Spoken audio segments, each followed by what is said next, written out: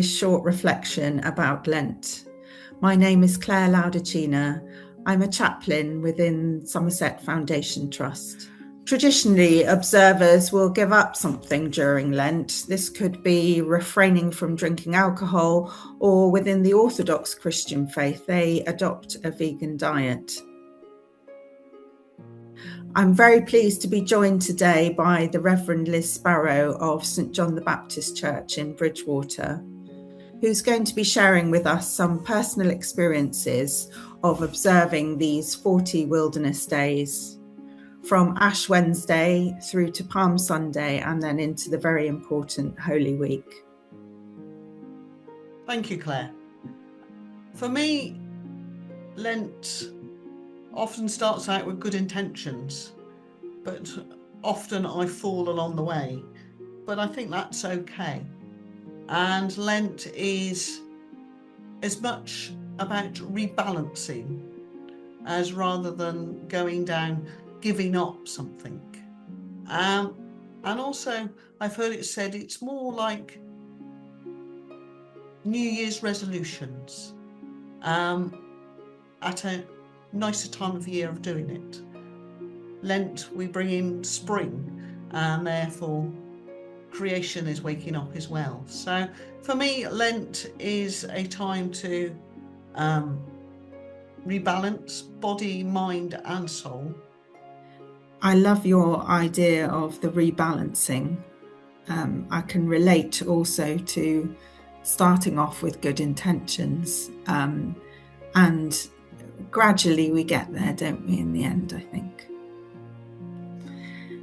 If you had to choose one word to describe Lent, what would that be?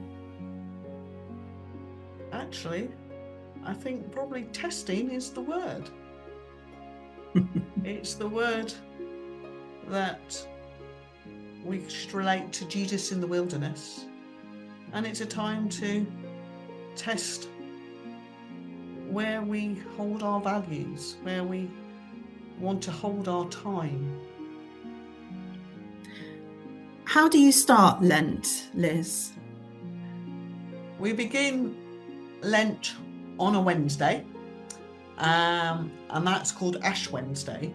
But I expect lots of people are familiar with the day before, which is known as Shrove Tuesday, also Pancake Day. So we get the school children in from our local school to have pancakes and chocolate sauce, which usually goes everywhere, but everyone enjoys it.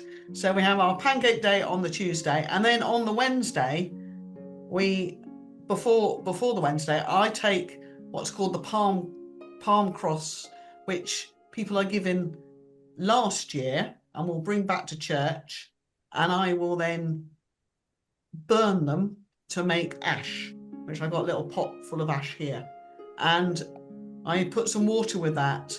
And then on Ash Wednesday, as part of our communion service on Ash Wednesday morning, I will put an ash cross on each person's head as a reminder that we are human and we will one day die, but we're also loved by God, and we can turn from our wrongdoing and turn back to Jesus. How do you think, what do you observe maybe, that how does Lent change you? For me, I try and get back into a bit of daily Bible study and prayer again.